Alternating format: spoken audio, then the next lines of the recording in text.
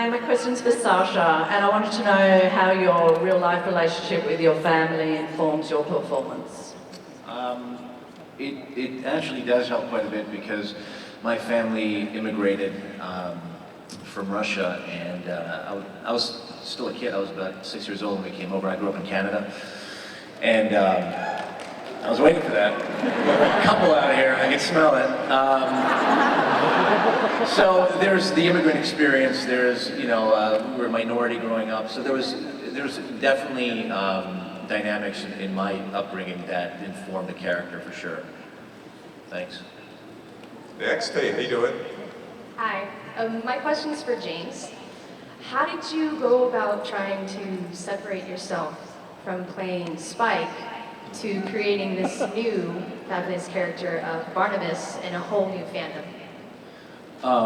Spike came out of a period of my life right after I got kicked out of college, and I was bartending at the Hard Rock, and I was hanging out with really, really, really bad people in really bad places, and so that's where that came from.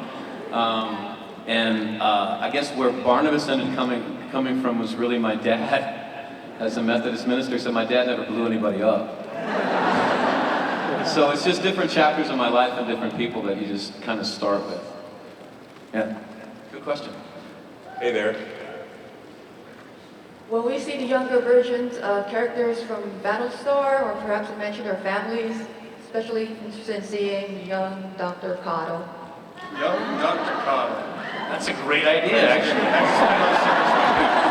That's a great idea. Dr. Cottle Chronicles. He'd still be smoking at like age 6.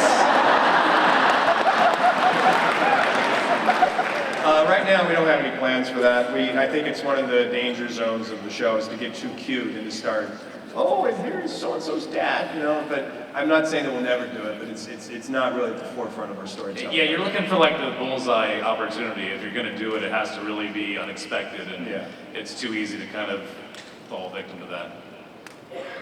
Good question. Hey. Hi. I was wondering, how do you guys balance the really heavy philosophical questions in the show with the lighter parts of the show? What lighter parts of the show? I'm not sure what that word means. I think you're looking for the Warehouse 13 panel?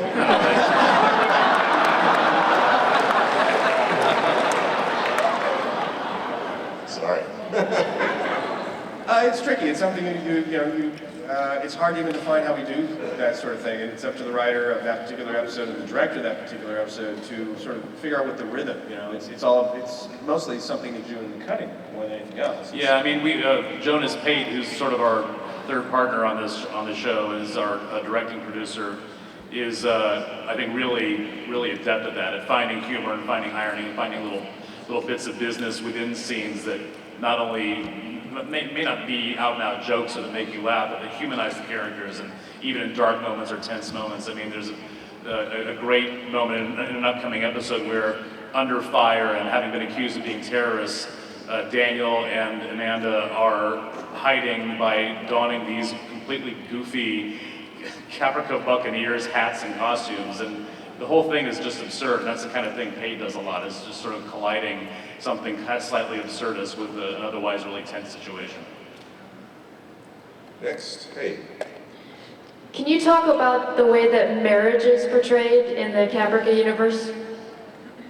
Well, we tried to sort of expand the definition of what is marriage, beyond even what we talk about today, which is where the idea of Sister Clarice's sort of, group marriage came from. It was sort of the concept that had been kicking around in writers' offices, even back in Galactica, about saying, well, what are the different societies of the 12 colonies? What are the different sort of social norms that they pretty much deal with? And it was just a notion that we kept sort of kicking around and never really landed on a character. And then when we were talking in between the pilot and the series about the different characters, I don't even remember who it was. If it was me or Jane Espenson or somebody in the writers' room, came up with this idea of, oh, let's give that to Polly's character, because that's kind of interesting. And we've seen polygamy as, like Big Love does it, but you've never seen sort of a true group marriage where there's men and women and they're all sort of jointly married together and raising kids and in this big sort of house. And just thought it was a fascinating notion. I think it's not the only variety clearly on Caprica, but in the 12 colonies, it seemed like the definition of marriage is a fairly broad one. Kind of reminds me of Robert Heinlein. He did that a lot, yeah? Did he? Yeah, he had different kind of family situations. There's a short story, one of my favorites, The Moon is a Harsh Mistress. Oh, yeah. The moon. And they were all group stuff. Was there group marriages in that? Yeah. You know, that might even be where it came from. 'Cause I was a big fan, well, no, on a certain level, because I was a big fan of Heinlein growing up, and I read that book, and I read, you know, Stranger in a Strange Land, and that might have, like, sat in the back of my Yeah, house. and in Stranger, there was the one guy, and he had all the different secretaries. And Yeah. but they were all, like, equal, too. It wasn't like a harem at all. Yeah. Of course not. There's another royalty check you have to write. Hey, how you doing? Hi. Given that James Marsters is sitting on the panel now, can we take this to mean we'll be seeing more Barnabas in the future? No. He's just here, and we said, hey, come on back. They gave me free coffee, so. Hi, this question is for Ronald and David. I know you had a very clear mission statement when you did Battlestar Galactica to make sort of the anti-sci-fi show. I'd like to know what your mission statement is for Caprica. From the very beginning, it was you don't need to have seen Battlestar Galactica to get deeply involved in this show. And the truth is, Caprica has been in development. I was looking at the calendar the other day when we were talking. I think we sat down to have our initial discussion about it with Rami Abishan almost 5 years ago. So this thing has been cooking and stewing and really kind of getting enriched for a long time. And I think part of the reason why we needed that was because we wanted to imbue it with its own integrity so that it didn't just feel like a step cousin of Battlestar.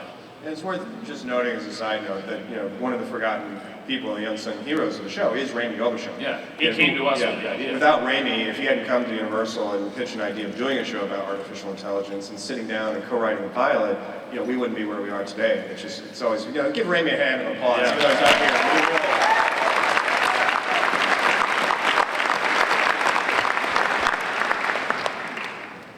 Hi. Just a general question to anyone who can answer it. Can you shed light on the Battlestar Galactica movie? No. No. We know not of such things. You're talking about the Bryan Singer.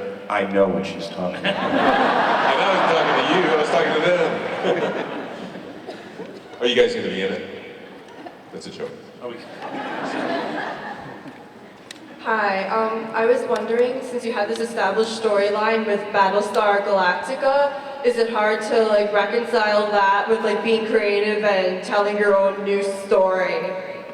Well, we were very careful. I mean, one of the things that gave us an advantage, you know, when David was talking about how long this has been in development, it really did overlap the last two seasons, right, of Galactica. So we were able to make sure, as we wrote the last 2 seasons of Galactica, that we didn't write ourselves into a corner for Caprica. We started avoiding mentions of anything that happened historically. We didn't say, oh, and remember when the Cylons were invented? And we gave ourselves a lot of leeway so that we set it up in a way that we answered, in my opinion, all the important questions of Battlestar Galactica were answered, you know, by the end of the series. And that meant that there weren't any giant mysteries to be solved in Caprica or things that really tied you into continuity, and that Caprica could really be its own show and have its own integrity for what they were doing. So it hasn't really been a problem for us to sort of, oh, and what did we say in Galactica? They were kind of set up to be separate properties. Hey, how are you? Hi. Can we get a sneak peek of what other colonies or cultures we'll see in the upcoming season? Well, Geminon, I think, is going to play a significant role in the next batch of episodes, certainly, and also not so much on camera, but in what hopes to be a second season, a lot of seeds planted about what exactly is going on in Taron, what the nature of Sam's investment and involvement and focus on that culture is, and on a battle, a conflict that's taking place on that colony. So I think Geminon and Taron, at least initially, and then going forward from there, significantly more. Could there be some Amazonian women at some point? Ooh, my Hercules roots, you're getting me all hot and bothered.